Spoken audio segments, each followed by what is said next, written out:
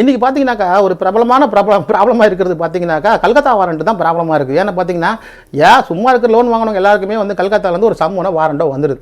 So இது வச்சுட்டு என்ன பண்ணுறதுன்னு தெரியல. கல்கத்தாலேருந்து கேஸ் ஒரு சம்மன் வந்திருக்கு, என் பேர் போட்டிருக்கு, அட்ரஸ் போட்டிருக்கு, என் மனைவி பேர் போட்டிருக்கு, இவங்க பேரெல்லாம் போட்டிருக்கு. பட் இது எதுக்காக பண்ணுறாங்க, ஏன் பண்ணுறாங்கன்னு தெரியாமல் வர்றாங்க. பட் இதை பொறுத்த வரைக்கும் சிம்பிளாக ஒரே ஒரு விஷயம் தான். அதாவது சம்மன் ஒன்று வந்தாலே என்ன பண்ணணும்னா ஒரு அப்பியரன்ஸை காட்டிடணும். இப்போ ஒன்றும் இல்லை, எல்லா வழக்கறிஞருக்குமே லிங்க் இருக்குமா ஆல் இண்டியான்னு சொல்ல முடியாது. நம்மளை பொறுத்த வரைக்கும் கல்கத்தாவில் ஒரு டீமாகவே இருக்காங்க, அட்வொகேட்ஸ்லாம் இருக்காங்க. நீங்கள் வந்து இல்லை நெட்டில் சர்ச் பண்ணி பார்க்கலாம், கல்கத்தா அட்வொகேட்ஸ்னு போட்டு பார்க்கலாம். நிறைய அட்வொகேட் இருக்கும். அதில் வந்து பார்த்தீங்கன்னா யாரையாவது குடிச்சு அந்த இடத்துல உங்களால் வந்து இங்கே அதாவது நீங்கள் எடுத்த உடனே ரெப்ரசன்டேஷன் கொடுக்கும் போதே வந்து உங்களுக்கு சிஏ போட்டுடணும், காப்பி ஆஃப் பப்ளிகேஷன். இதை போட்டுடணும். காப்பி ஆஃப் பப்ளிகேஷன் போட்டு வக்காலத்தை நீங்கள் வைக்கிறீங்க. வக்காலத்தை வைக்கும்போது உங்களுக்கு அடுத்த வாய்தா போடுவாங்க. இல்லை சிஏ போடுறதுனால உங்களுக்கு அந்த பேங்க் என்ன ஃபைல் பண்ணியிருக்காங்களோ அந்த காப்பீஸ் கொடுத்துருவாங்க. ஸோ அதில் யார் வக்காலத்தில் யார் சைன் போட்டிருக்கா, யார் வந்து அவங்களோட அட்வொகேட், எல்லா டீட்டெயில்ஸும் அதில் இருக்கும். ஸோ லீகலாக என்ன பண்ணணும்னா அந்த கேஸை நடத்துறது உங்களுக்கு வந்து ஒரு பிரோஜனமாகவே இருக்காது. ஏன்னா பேங்க் அந்த கேஸ் நடத்தாது. ஏன்னா பெரிய விஷயம் உங்களை சும்மா மிரட்டுறதுக்காக தான் அந்த கேஸை ஃபைல் பண்ணுவாங்க. அதே போல் பாரம்பரியமாக வந்து கல்கத்தாவில் அந்த வழக்குகளை பதிவு பண்ணுறதுனால எதுவும் கேள்வி கேட்க முடியல.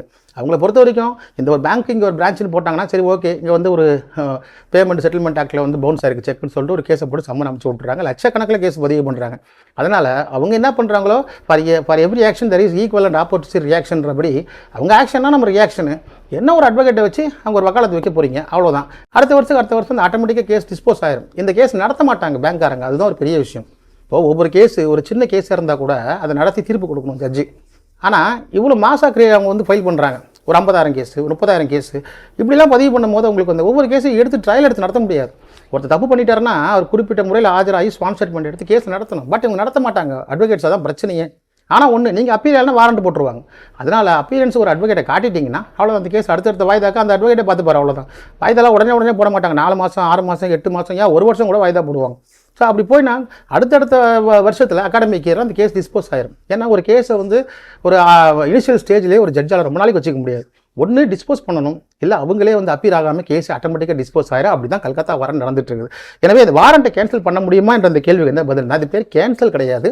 ஒன்று அப்பியரன்ஸ்னு சொல்லலாம், வாரண்ட்டாக இருந்தால் ரீகால்னு சொல்லலாம். ஸோ இந்த ரீகாலும் அப்பியரன்ஸை கொடுத்துட்டிங்கன்னா அந்த கல்கத்தா வாரண்ட் அப்படியே அவ்வளோதான் அமைங்கிரும். அது மட்டும் இல்லாமல் இந்த கேஸை எடுத்து நடத்தி நமக்கு அந்த ஜட்ஜ்மெண்ட் வரப்போகிறது கிடையாது. வேணால் ஒன்று பண்ணலாம், அதிகபட்சமாக வந்து பெருந்தொகையாக இருந்ததுனாக்கா கல்கத்தா உயர்நீதிமன்றத்தில் வந்து பெஞ்சில் ஒரு கேஸ் போடலாம்.